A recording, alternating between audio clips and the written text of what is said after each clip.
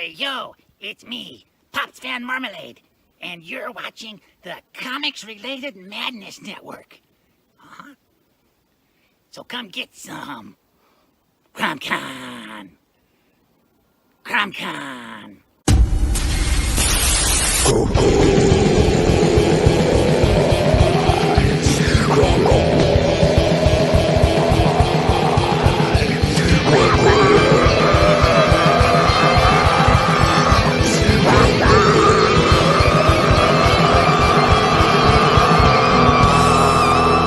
Come get some. Yeah, motherfuckers. Oh, shit. All right, everybody, what's up? Welcome to another episode of the Ginge Pedro show. I'm, of course, Ginge Gingerton. Alongside me is not Pedro Ang. We'll have to skip him today. He'll be in shortly, hopefully. I can try my best to fill in. All right, let's go ahead. I'm not sure if you've ever even heard Pedro talk. It'd be a hard ask to I've seen some of the previous streams. Okay, cool, very good. I can try. I can fake an accent. All right, we'll have to paint you. I don't know if we can paint you brown and shave your head right now. I don't know. Might put a damper on the episode a little bit. Okay, all right, buddy. So alongside me though is Tanner Eddleman, comic writer, creator, all around gangster. True. I'll take it. All right. In the chat, our buddy Ichthus. What's up, partner? Thanks for coming by. His awesome gators. Yep, can't wait for that. Ichthus is what is it? Wrestling Gators. Something he's got. Remind me of the full name, buddy. It's a fantastic kind of spin, not necessarily a Ninja Turtle spin, but Ichthus has got a it's kind of like a Florida Man alligator spin on the Ninja Turtles. Yeah, colorist extraordinaire. Absolutely.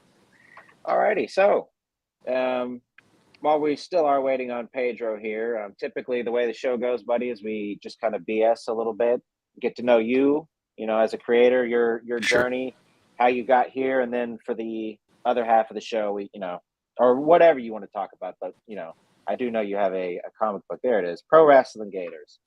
Yes, and that's the other spin, is it's a wrestling theme, so that's just fun. Nice. You already wrestle alligators. I'm from Florida as well, so it kind of tickles the old alligator tail, if you will. Gotcha. All right, buddy. So Tanner, tell me about yourself, man. Are you a writer, an artist? Are you both? What's your game? Sure. So I am a writer.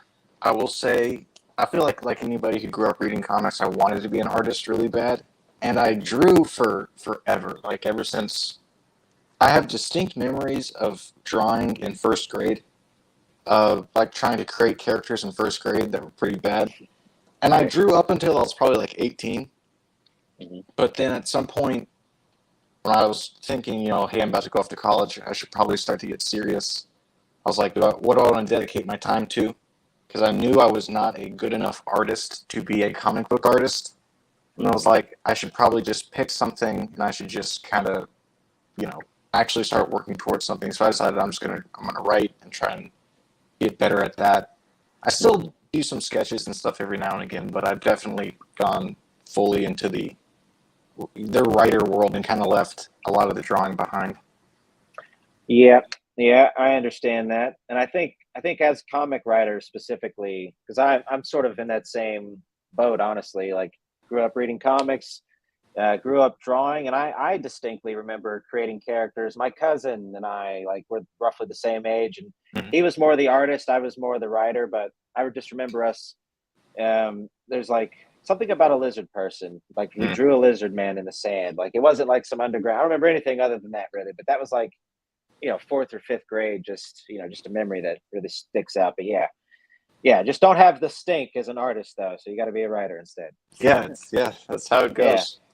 It's an art form, though, really, learning to write. You really can pour as much time into learning to draw as you can to write. And I think as writers, It's good to remember that, too, because it really is a craft, I think, yeah. Yeah, I feel like the dangerous thing about writing is it seems easier. It's like, I can write a story. I've seen Lord of the Rings, and it's like I can write something. Yeah. But then you write it, and you realize just how bad it is, or maybe you don't. But like, Right. but it is, it's something you actually do got to practice at, something you do got to kind of learn the method in it all, and actually what makes writing good. And whenever I started writing, I definitely did not get that. Like, I look back at the first comic I wrote, and it's so bad. But I think that's to be expected. But I think I've definitely gotten a lot better, which is obviously the goal. So. All right, very nice. Can I ask, how long have you been at the comics game? Sure. Would you say? So, like, I'd say seriously, I mean, a couple of years. That's whenever I, in 2020 is when I, made my LLC comic company. So I count that as like getting actually serious about it. And then I started writing tons of stuff. But what ended up actually being my first campaign was the Cardinal Book 1, which was last year. Okay. And that's when I really started writing seriously of like, here's the characters and ideas that I've been imagining and maybe slightly writing some stuff for over the past, few years. Let's actually try and get some of this down, get a little bit of a plan going of what I want to do, what I want to publish. And then obviously finding Comicsgate, which is around like early mid 2019. Okay. That's what I was like, okay, this looks like a plan. Let's, I understand now kind of how comic making works. So let's see if we can make some comics. And that's kind of how that started. All right. Okay. Let's just put a pin in that real quick because I love that. But here he is, ladies and gentlemen. Sorry I'm late, guys. I have no excuse. All right. You're rocking a Mad TV shirt. I do appreciate that. I was always a Mad TV guy. Yeah. Never really cared for SNL. This is Mad Magazine, baby. No Mad TV. Oh, okay. Right. There you go. So you're getting it straight from the spigot. Yes. Right from the source. Very good. Directly from the spigot. Very good. Chris Fisk in the house. What's up, partner? What's up, Chris? Tales Chronicles. Looking good over there. Great book. Great project. All right. Pedro, thanks for joining us, buddy. Oh, dude, I'm sorry. No, I almost didn't. Shit. I'm dying. But hey, keep on, man. I'm not the guest. Hey, you stick an IV in there and you hang on. No. Okay. So, all righty. Excellent. So Tanner was just telling us, that he'd been in comics for a couple years now and sort of found CG in 2019 and kind of figured out the ins and outs of how to do it and began in earnest in 2020. Which is pretty much the same story, I think, for you and I as well, Pedro, pretty much. Yeah, pretty much. We were all like derelict orphans in the community, and then we found this like amazing soup of bigotry and hatred. And we were received with open arms. Like, I don't know, man. It was just they speak so bad about CG, and I've had nothing but amazing experiences. I mean, there's drama. But dude, you just bring out the popcorn and don't participate, and you'll be fine. Yeah. It's the old gif of Pops actually eating a bucket of popcorn. Exactly. But no, I've described comic books, or maybe our neck of the woods, somewhat as like the island of misfit toys. Maybe specifically like the indie scene. You know what I mean? Because you do get a whole lot of personalities within there, and like maybe some of them, like myself, I'm not sure how long I would jive at like a Marvel or DC, you know what I mean? Like, I'm sure I would try my best. I'm sure I would. But you're insufferable, so... I'm an asshole at the end of the day. So it's like, I just don't know how long I'd last. So, I'd probably have to be an indie dude. I don't know. Yeah, I never really... It's like Marvel and DC and all that stuff. I remember growing up, I never wanted to work for them. I was like, never really crossed my mind that I wanted to. I always liked creating my own stuff better. And again, I was drawing originally, and so my thought process isn't exactly solid looking back on it now, but when I was younger, my thought process was, when it came to drawing, I was like, well, anybody can draw a picture of Batman or Superman because you can just look up a picture on the computer and you can just draw it. It's like, but if I draw my own stuff, then nobody else can draw my stuff because it's like quote-unquote original. But now it's like, that's not exactly how it works. Like, not anybody could just go like draw Batman for DC. But at the time, it made sense. So you need that type of, I think, positive mental attitude. Let's call it, at least to like even attempt. Everything starts with an idea. Yeah, exactly. Like, I don't know. Like, I come from formal training, in the, I don't know, I went to animation school and they beat out that comic book gene out of my system really, really fast. Like, this is not comic books. This is animation. Movement, line of action. So now that I'm trying to draw comic books, I'm trying, okay, let's pick up like where's that comic book gene? So it's kind of weird now. Like, I have to cross hatch and, but dude, it's what I wanted to do ever since I was 12. And now I'm doing it and there's nobody like cracking a whip behind me or like going over a schedule. Like, maybe James sometimes would say something, but I just tell him to shut up. And that's the thing. Yeah, like that's the thing. Like in Indy, it's a lot of work, but you work smiling. So, dude, let's keep at this, man. Alrighty, very good. I like it. There's some motivational speech for everybody. Go ahead and clip that, somebody. If you're interested. Don't. But, okay. Do now that Pedro said don't. But. Yeah. Alrighty. So, all right, Tanner. So let's talk a little bit about your creative influences, be it just comic books or also movies and stuff like that. What are like, who's your what the hell is that thing called? Your Mount Rushmore of what's writers. the sugar in your lemonade? Yeah. Writer, artist, whatever you want to do. Whatever you want to do, buddy. It's your Mount Rushmore. Who am I? Man, that's tough. And I probably should have expected this question and had something prepared. Obviously, you're on the spot. This is better, man. This is better. Yeah, obviously, I say obviously. Obvious to me is Frank Miller is number one. Like, nothing quite like the guy. Frank Miller's awesome. But for me, I want to say honestly, it's less individual creators and more like whenever I think of a comic book character, I think that they give off a certain vibe, and I think that sort of the feeling of a character is more what I go off of than any individual creator's run on a character necessarily. Gotcha. Interesting. So like if you ask me the most influential so like on my writing, I'd probably say something like Batman and Wolverine. Just because the characters themselves, to me, like what they represent, no matter who's writing it, I think is at least should be consistent. Or in my mind, it's consistent. So to me, it's more of like the characters that I get into than maybe an individual creator. If that makes any sense, right? With the exception of probably Frank Miller, just because he's my favorite. He's a full package, man. That's a full package. One of the things about one of the things about American comics really is if the writer does a good job, the character's voice should, it can grow over time, but it should sort of largely sound the same. So you can just sort of pick it up anywhere, and maybe you can tell if a writer is, whoever, just based off of the story. But yeah, it should sort of, the character shouldn't change that much in tone. So you like hopefully. Tone? Yeah. I think that's probably a better than whatever I was saying. The tone is a lot more of what I like to go off of. And I ask you, go ahead. Go ahead. Sorry, please. I was going to say, I grew up.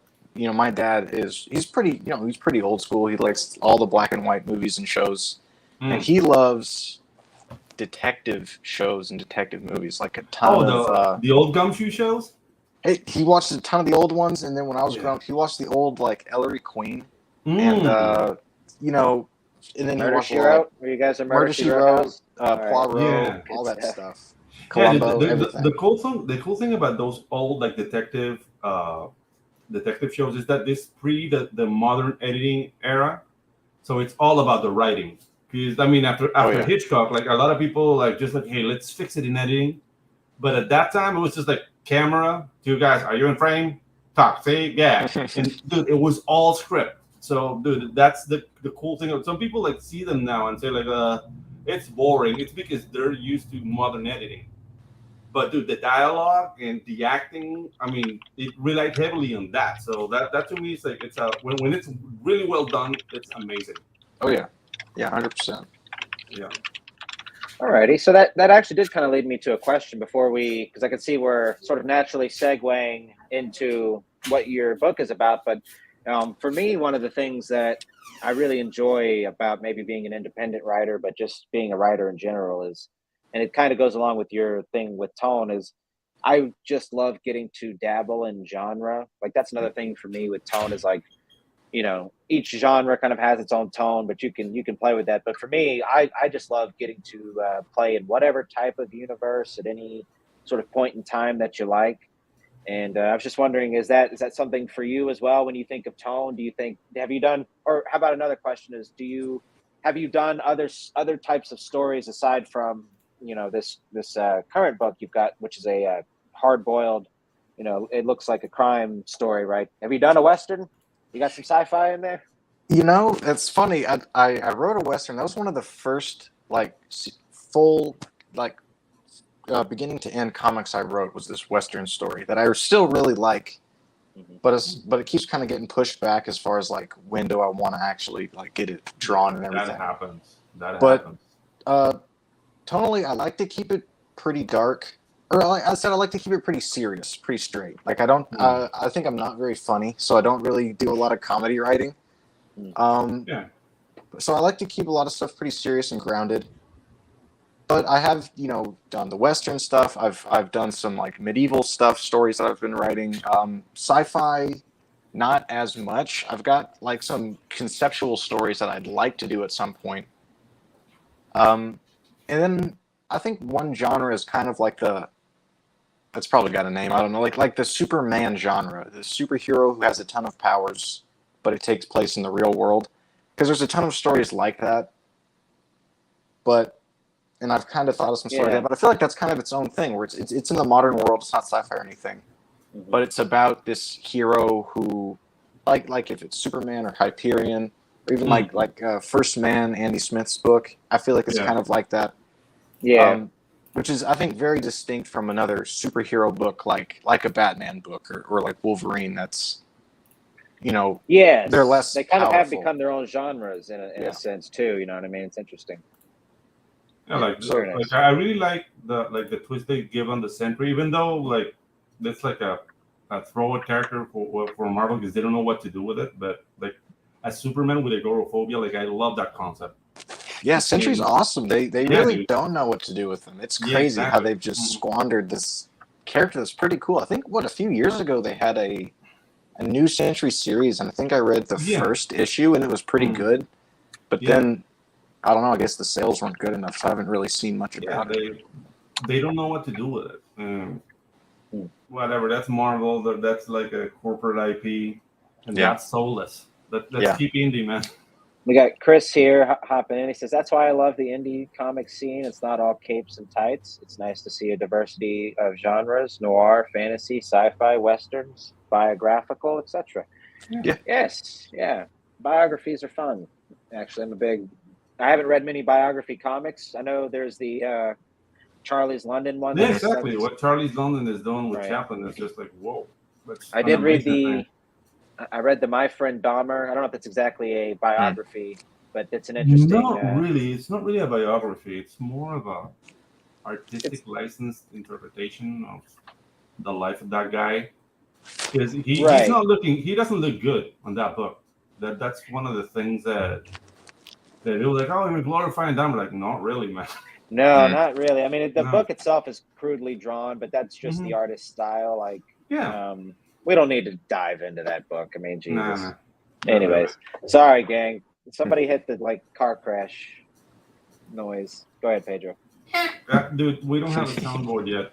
We need to monetize first before we Pops, hook us up with the soundboard. Yeah, please.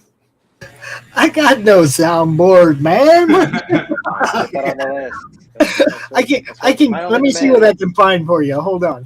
Yeah, do it. See, how about well, come on, there's nothing here hardly. A rubber duck. Here we go. How about this one? Do me a favor. Shut the fuck up.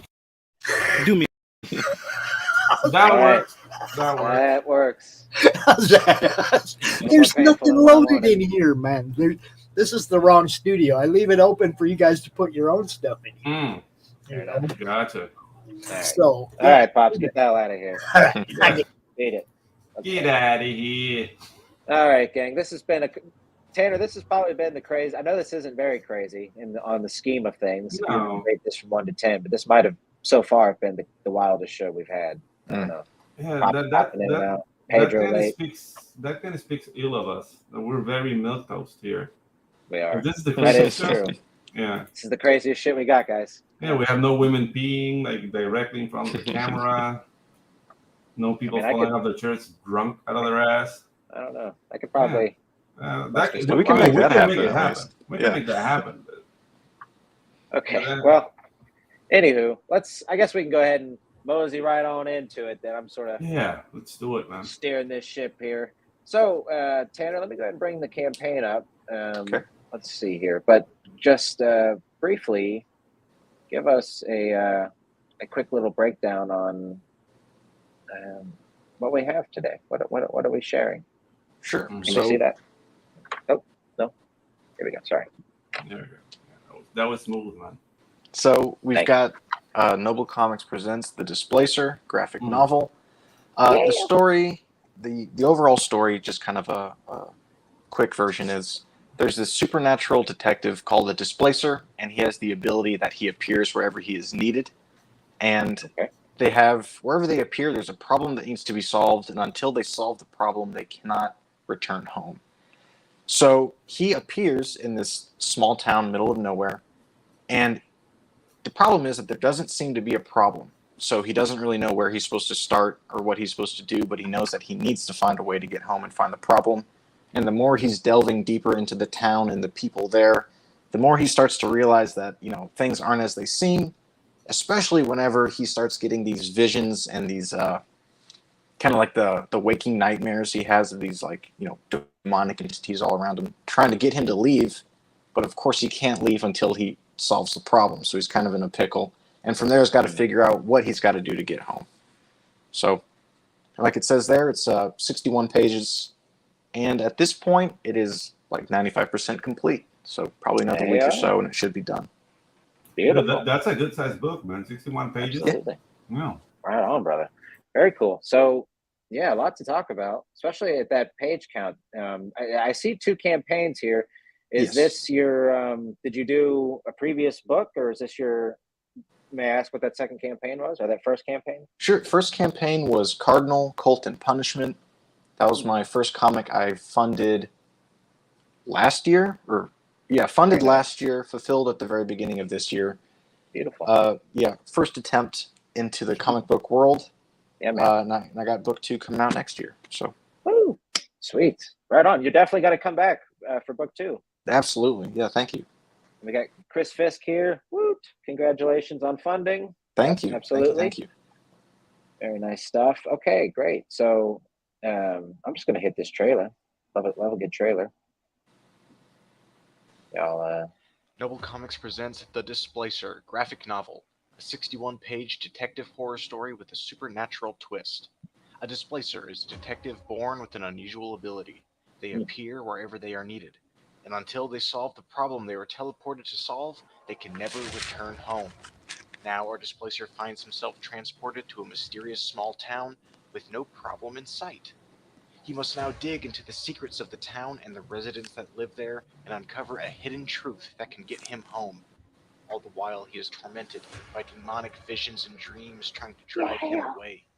Join John Evanson, the Displacer, as he tries to solve the mystery before he succumbs to madness. The Displacer, only on Indiegogo. Beautiful. Dude, the image was very potent, man. Thank you. Yeah, I got a great artist. Very metal. Love the Jesus on the wall. Yeah, dude, that to me like make me go, ooh, like wow. It's awesome. He did in fact say madness. That's the magic word around here. That's right. Pops is we're all about that branding, Pops. Yes, sir. We're here for it. Yeah, all right, subliminal excellent. messaging. Yeah. I love it. You got to tap in. Okay. So I love the concept, actually. It's very, just a very unique, fun idea. Cops that basically get teleported to their, to the crime and can't leave. Could you sort of talk a little bit about, how you came up with that? What was Sure. Anything in particular, or just, just it hit you one day, or? So I think that it was a combination of 2 things, and one, this character was co-created by a friend of mine in high school. So it kind of came together as, on one hand, like I said, my dad loves this pulp detective story noir stuff, the kind of episodic storytelling. Mhm. And so I think that's where the character, as far as the characterization came from. Right. As far as the ability itself, it kind of came in two ways. And one was my friend's original idea was it was this character who like would appear with the different superhero teams. So like there'd be some, what he would always say is like, imagine this guy showing up to help Batman stop a crime. Because it's like, of course, Batman's like, I work alone. He's like, well, if you could handle it, then I wouldn't be here. That type of thing, as like this I see. roaming around the different universes, helping the different heroes out. I like it.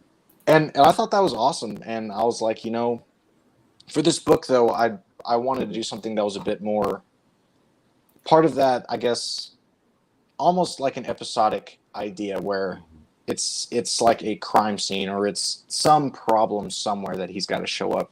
Mhm. And anywhere in the world he just shows up and he's got to solve it in order to get home. And so every time one of these things happens, it's kind of like a new adventure. Mhm. So that's Right. what I wanted the series to be, because I definitely want to do a second, at least a second one.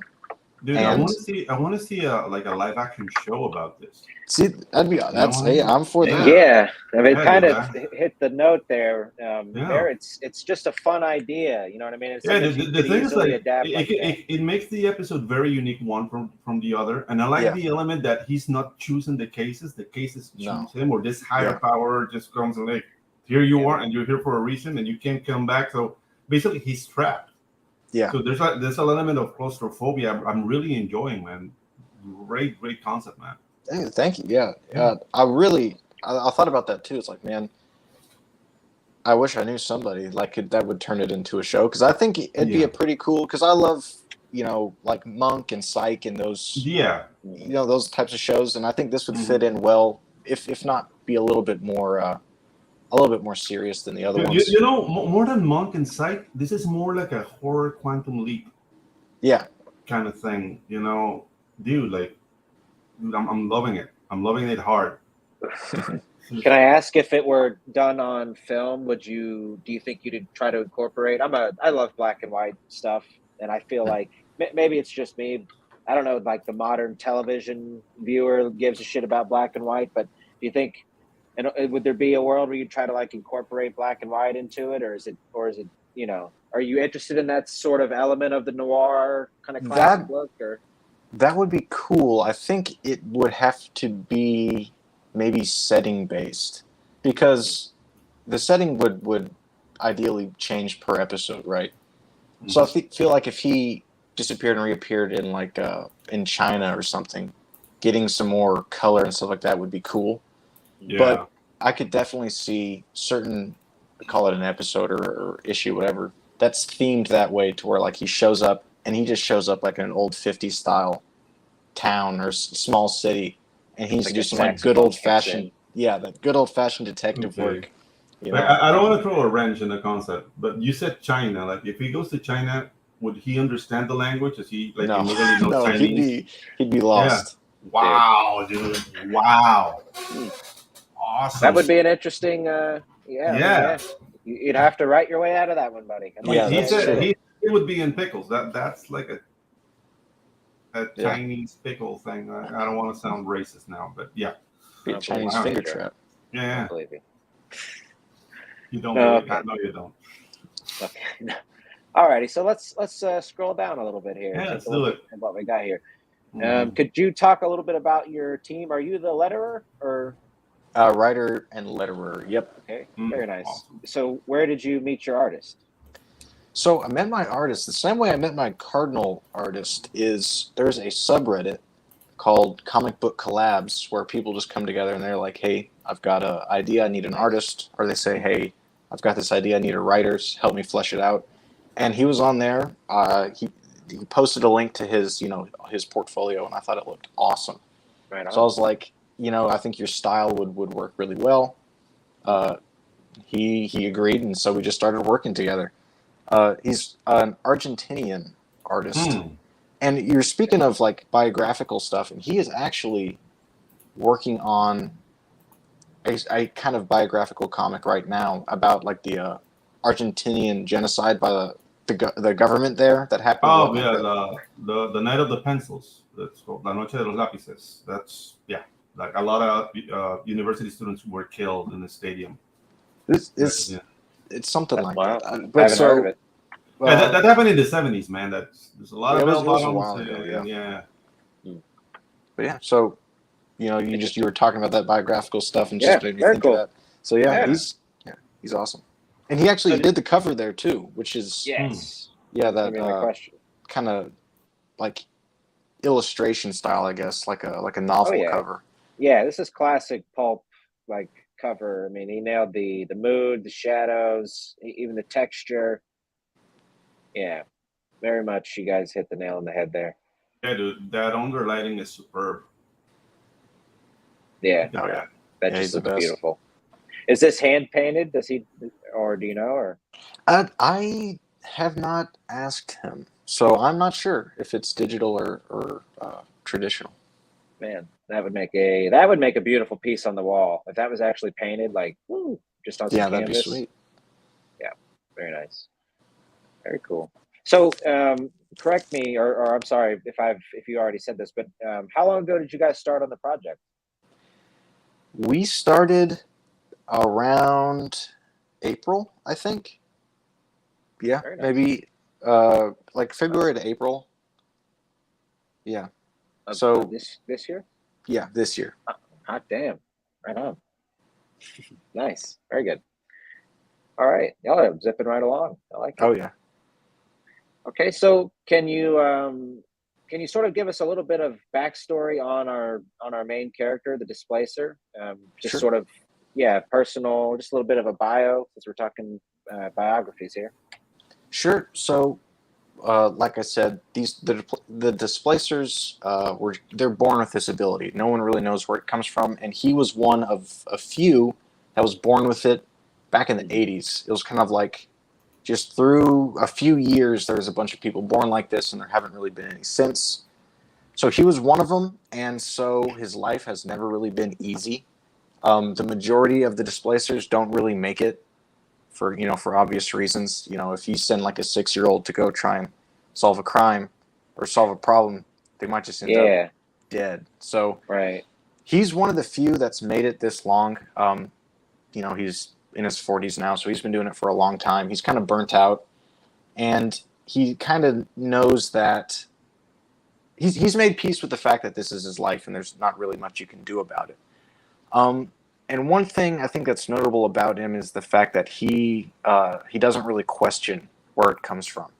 So he's never really been on a search for why am I like this, anything like that. He just sort of is like, hey, this is how life is. I'm not going to question it. Nothing I can do about it. I just got to get up every day and do my job. And, maybe today is a good day and nothing happens. Maybe I get sent to like a triple homicide or something that I got to fix. So he's probably not the funnest to be around, but you've seen some shit, really. Oh yeah, seen some shit for sure. Okay, very nice. Yeah, I hadn't considered the possibility of or the reality of having to grow up with these powers, and basically a 6-year-old getting teleported to who knows what. Okay, very nice. Yeah, dude. Like I'm just getting ideas. Like, can you imagine you're like 12 years old and get like teleported to a conflict in like the Colombian jungle with gorillas and shit? Like, yeah. What would you do, man? Wow. They have to figure something out. Yeah. Chris chimes in here. Today was a good day. I didn't have to use my AK. Mm-hmm. It's a nice cube for your ass. If I may. Alrighty. So let me ask you this. Is there a larger story at play here? I know it's sort of a serialized thing where, there's like Sherlock Holmes had his, sort of overarching bad guys. I'm sure the Shadow and like, the Spirit and yada yada, they had theirs. Do you have a larger, is there a greater scheme at work here? There is a larger story, and I definitely want it to be explored, but I definitely want it kind of explored in the background. Like, I was thinking, just to kind of lay it out, I have like books 1, 2, and 3. Obviously, one's right here, but through 3, I've kind of got it planned out. And my goal is kind of like maybe every third or so book, you add a little bit more to the overall lore and the overall story. Because there is something going on, but I don't want that to be the focus. Because one thing I like about, stories like this, and I think a lot of sci-fi stories do this really well, is they throw you into a very complicated world, and they just don't explain anything, but not in a frustrating way. In a way like, this is how stuff works. You don't have to worry about it. It's not important. What's important is the plot that we're solving. Like, it doesn't matter who invented the flying car or who invented this teleportation. Like, any of this crap. That's the wider world is experiencing. It's really just about this single plot. And that's kind of how it is with him. Is like, Right. yeah, we're not too concerned at the moment with why things are the way they are and all that stuff. It's more just about, this one guy and him solving these crimes. But eventually, yeah, sure, I do want to kind of show everything. No, it makes good sense, and it allows the reader to sort of really bond with the character, and maybe the stories that you're telling, right? Maybe kind of like in some of those stories, anyways. It's like, do you even have the ability to change anything at this point in time? Right. You know what I mean? So it's just getting to know the character. So you would definitely call this a character driven story. Like, we're gonna get to really know the ins and outs of. Have we mentioned his name yet? The Displacer? Yeah. Most people just call him. He got the badge, the Displacer, but his name's John Evanson. Okay. So yeah, I feel like you're gonna get to know him. I think he's kind of like dry humor, kind of sarcastic, pretty much all business. Yeah. Right. And I think a jaded guy. Like, he has that face of a jaded. Just like, I've seen this already. And I think you get a good like feel for the guy from the dialogue and the writing in the first one. And I definitely over time want people to get to know the character really. Does he call chicks sugar tits? He probably calls them like toots or something. Toots. Touch. Hey, toots. Yeah. I don't know. I want sugar tits to make a comeback. I just do it, Pedro. Yeah. We'll bring it back, everybody. Start calling women sugar tits. See how it goes, I guess. Yeah. I'm gonna get slapped. That's what's gonna happen. Most likely, that will most likely be what happens. But you never know until you try, buddy. Yeah, true. Yeah, I might hit a home run. Fair makes a mistake. It's crazy. Yeah. Alrighty. So, without maybe spoiling too much, could you sort of explain a little bit about the bad guy of this issue? Without ruining the mystery, of course. Mm-hmm. Sure. So, I guess kind of as an introduction to the main threat of the story is he gets into the town, and at this point, as it kind of says in the writing, at this point, whenever you teleport to a random town and you teleport in front of somebody's house, probably go knock on their door. It's like just step one. And so he teleports to this place and is like, hey, you know what? It's usually Occam's razor. I'm in front of this house. Let's go see what's up. Right. And he meets this family, and there's obviously something off about them. The daughter of the family, who's like in her 30s at this point, she is obviously hiding something. She has recently returned home after her father has died, because come home, spend time with family after dad passed away. But there's obviously something that she is not saying, and they let it slip that another displacer has already been there. So there's already been one person there, and he's already left. So he's here now, and there doesn't seem to be a problem, except he knows that he's not being told everything. And so he needs to figure out pretty much, what is this girl hiding? What is she kind of brewing behind the scenes, or what's going on? So I don't want to get into it too much, but that's kind of where our investigation starts. Very nice. I like it. And you definitely, the plot thickened very quickly with that element of another displacer having already come and gone. So that must mean there's a new crime going on, which means, what the hell?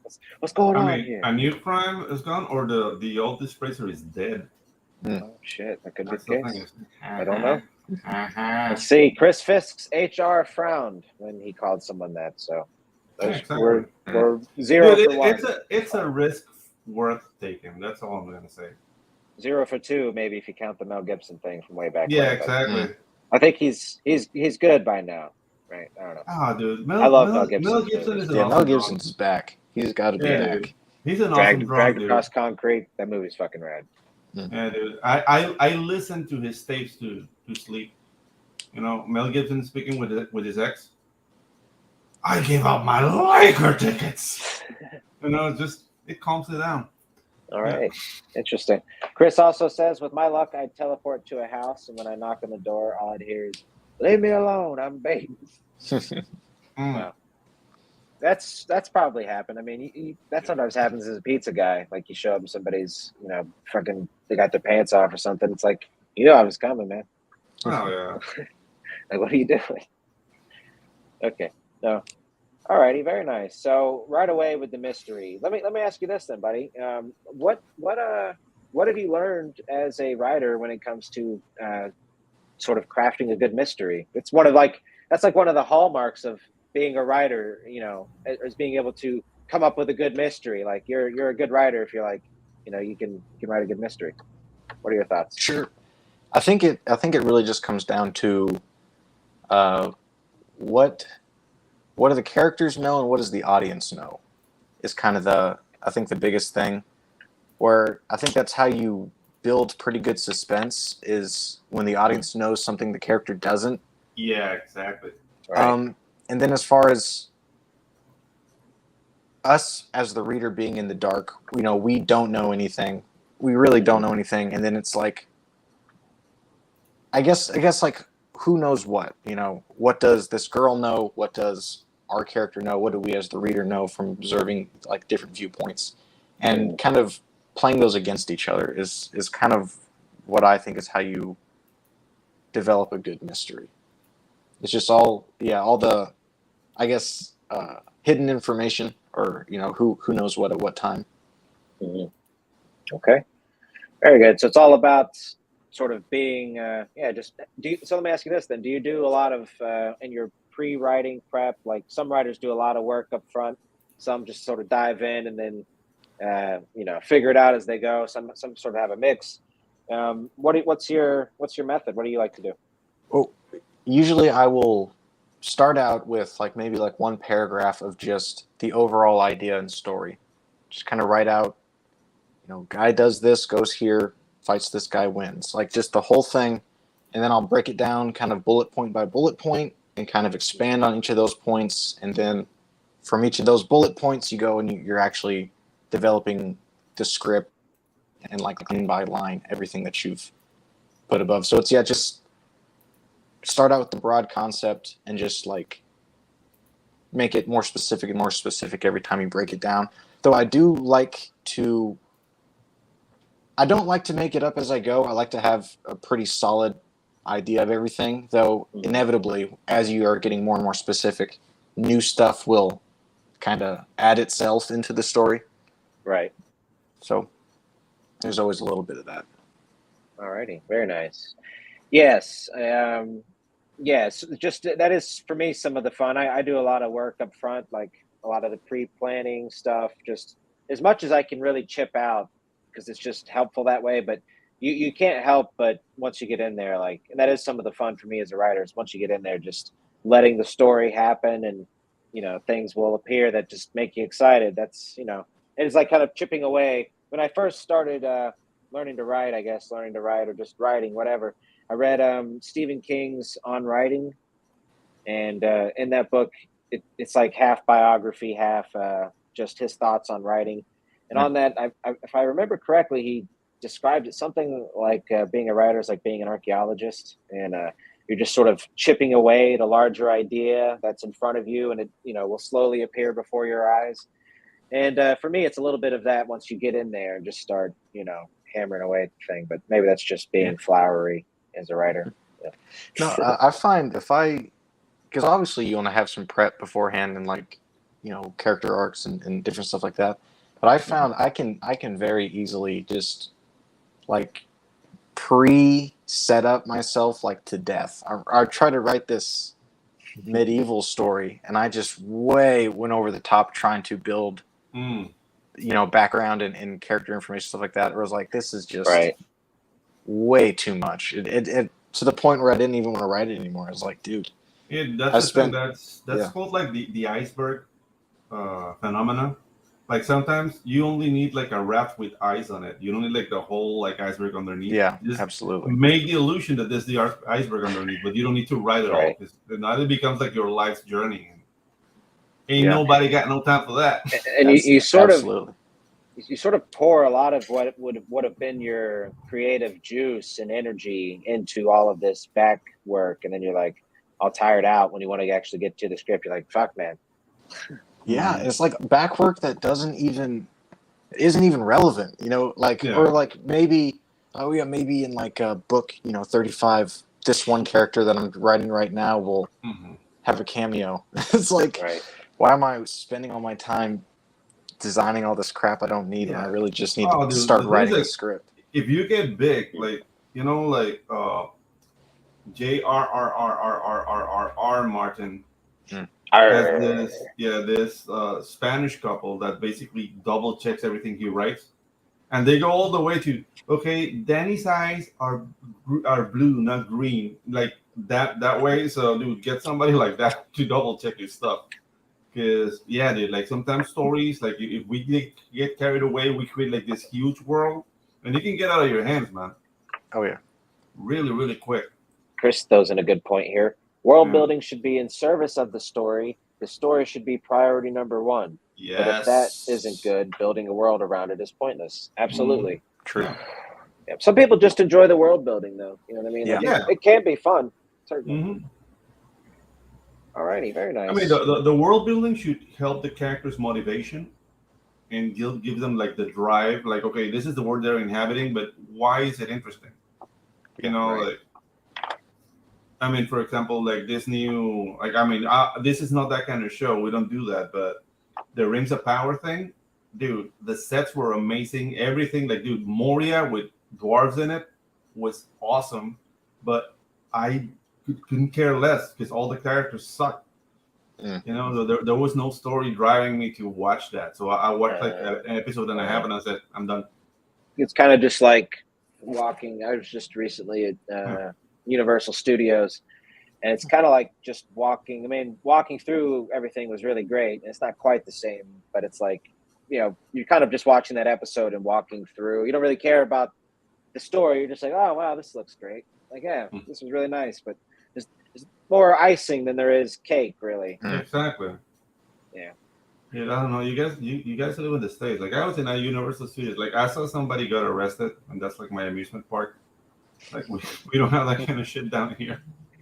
Yeah, my buddy works there. I've only ever been twice, but my buddy, it's just he moved down there a couple years ago. So it's like, bro, you got to come stay, and I'll get you in for free. It's like, you got it. You got it, buddy.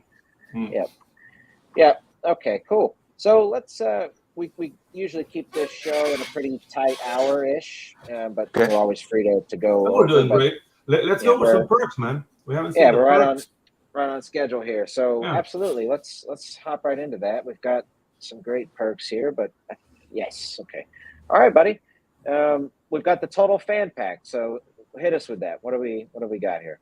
Sure. Total Fan Pack is getting everything that I'm offering, and that is going to be the book itself. You're going to get a 4-inch die-cut Noble Comics sticker. You're going to get a trading card, a bookmark, and you're going to get the Displacers badge as a iron-on patch. I think it's like a 3-inch by 4-inch. It's a pretty decent-sized patch. Yeah, nice. And it's every Displacer's got one. It's like the badge they carry around, deputized by the UN, because obviously they got to have some sort of authority because they're all over the place. So, dude, I mean, for marketing purposes, that badge on a T-shirt.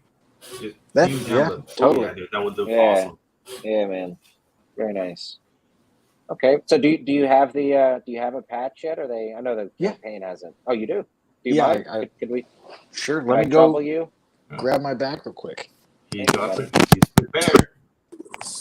I'm just a pain in the ass, everybody, but that's okay. Yes, you are. I'm a pain in the ass for the viewers. Yeah, but he got you this time. Like, do you have it? Yes. Hey-o. Heyo. Thank There you. you Thank go. you, Tanner, for humoring us. Really appreciate it. That's awesome. So I See got some my badges. all my badges dude. here. Oh man, look They're at not that, small. See. dude. Yeah, they're Oh, pretty. that's like a real badge size, right? Pretty decent size. Yeah. Yeah, it's supposed to be as close as like to like a real badge size. Yeah, they're pretty Beautiful. sweet. You know, Sweet, buddy. real deal Okay. for sure. Very cool. All right. Yep. Patches are fun. Patches are definitely. I've got a couple patches. Did a Yeah, dude. patch for my Shay would campaign. appreciate that. Yeah. All righty. So let me ask you this real quick: is the campaign going into demand since you hit your funding goal? Yes. Are you going to let it ride? All right. Yeah, I'm gonna go ahead and let it ride. Absolutely. All right. I like it. Yeah. 21 black. Let's go, baby. Yeah. Cardinal 1 did not meet its goal. It got about halfway there, and so that was one. You know, after the fact, obviously, you know, more people have been like, "Hey, where can I get a copy?" And it's like, I wish I could tell you it was in demand, and you could just go to the Indiegogo page and get one. Yeah. So this one, hopefully, you know, even after the fact, maybe when people get it in their hands and read it, hope there's some positive. I thought that was me. What? It froze. He froze. He's frozen, not us. No, I thought that was me. I was like, my internet died. And Yeah, I saw you move. Yeah, dude. We at were least perfectly still. at least he didn't freeze in an odd pose.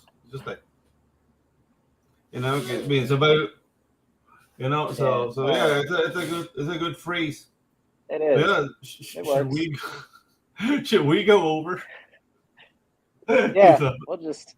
Tanner's still our guest here. I love this pose right Yeah, here. We're just dude. gonna. I He's mean, welcome to come back, but if he wants, I mean, please come back. But this is this.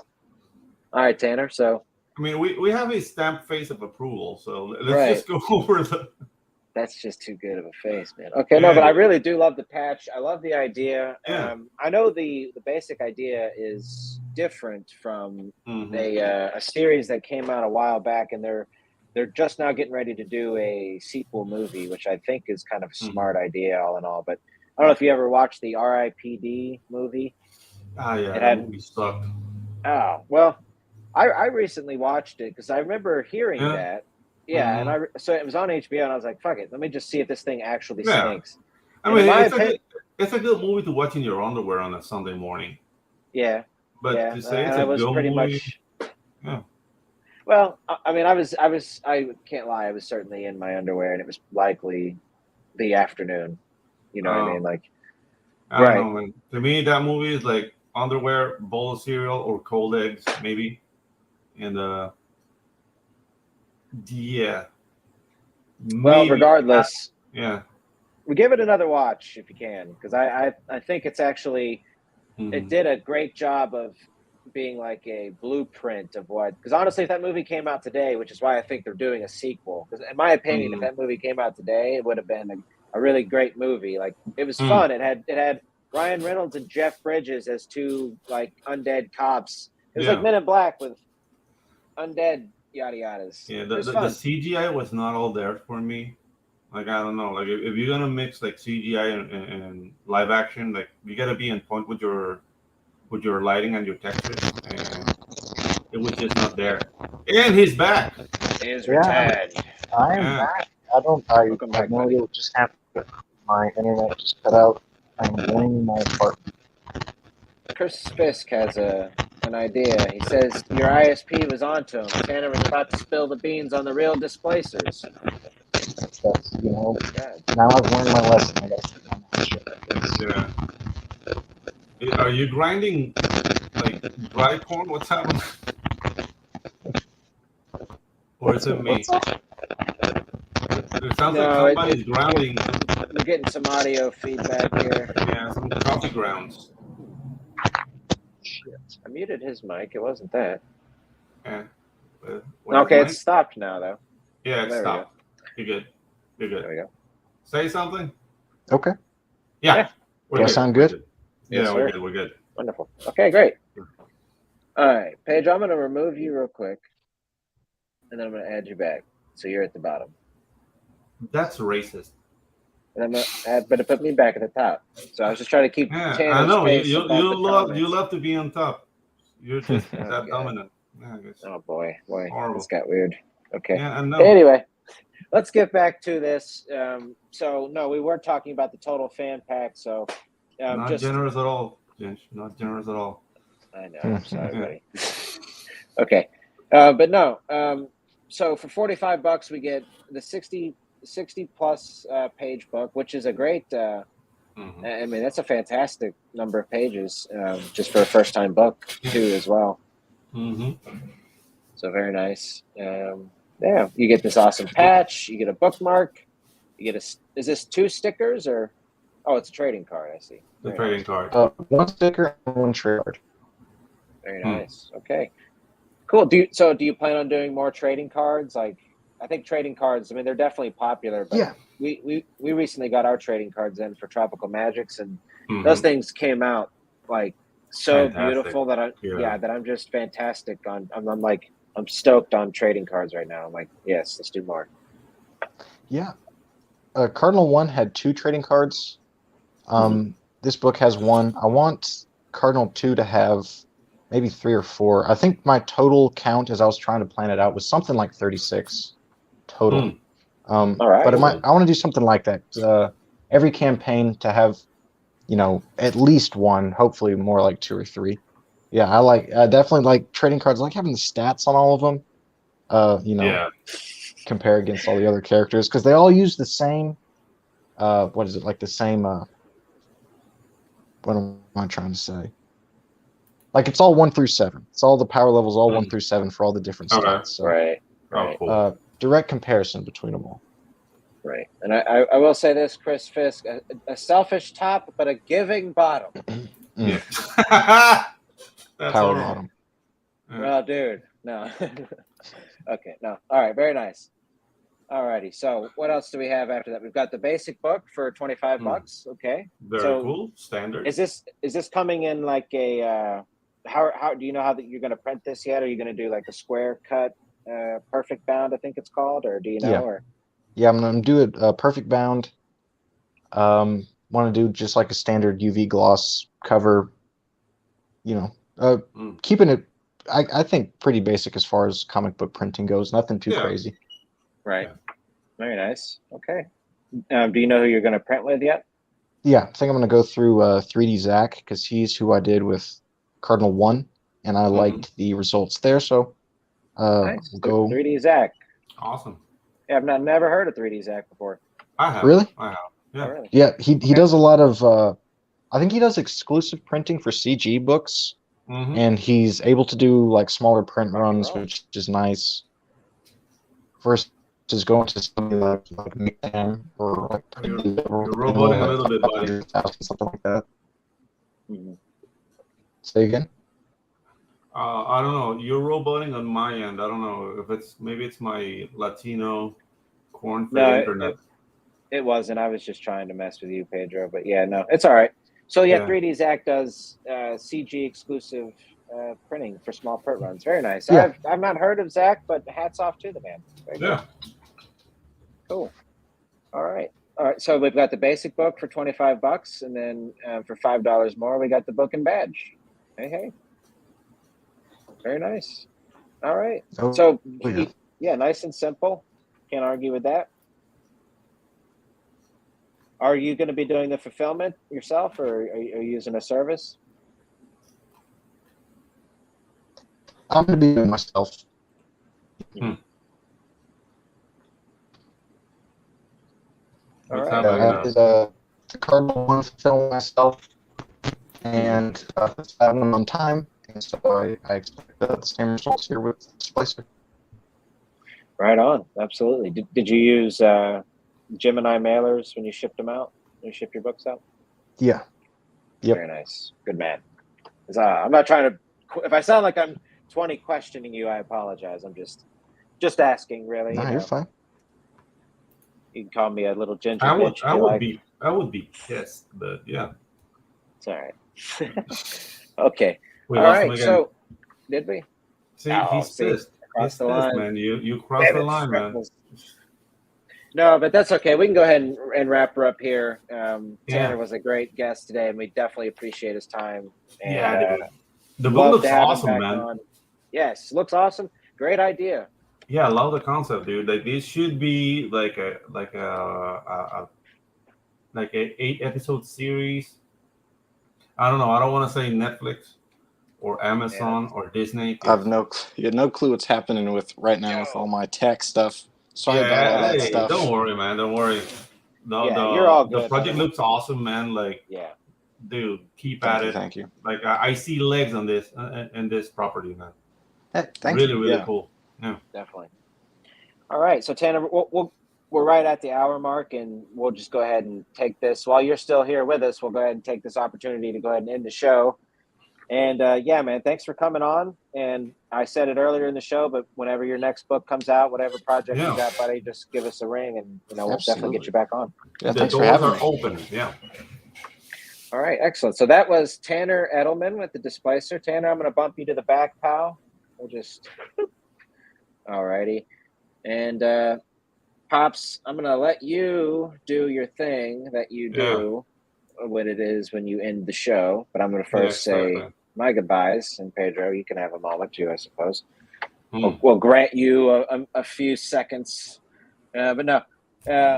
Say it. Yes, next week. Say it.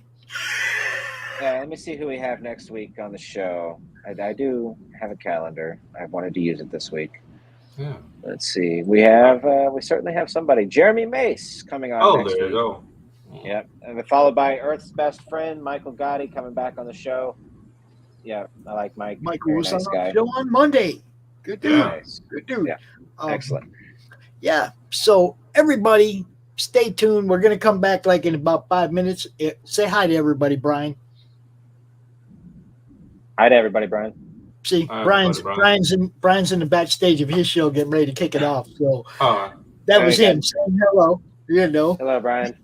We hope got you this. heard that, buddy. Okay. So excellent. come back in a few minutes. Check out The Bride of Frankenstein. That's what we're going to be doing. Y'all have a great day. Thanks for watching, backing, sharing, tweeting, all that crap that y'all do to make this thing work. Pedro. Yes. You stay safe down there, Mike. Yeah, I'm safe. I'm safe. All right. In the immortal words of Brainy. How do you end this thing? How do you put where's the brakes on this bus? I forgot. Jazz hands. Jazz hands are done. Comic Books for Kids provides comic books to kids in hospitals and cancer centers across the U.S. It's a place where we can all work together to make sure every child has a comic book. 100% of all proceeds go towards the kids. It's about making a difference, and while they're in the hospital, allowing them to fly like a superhero, battle dragons, or rescue teddy bears. We are in every state in the country and now support over 160 hospitals.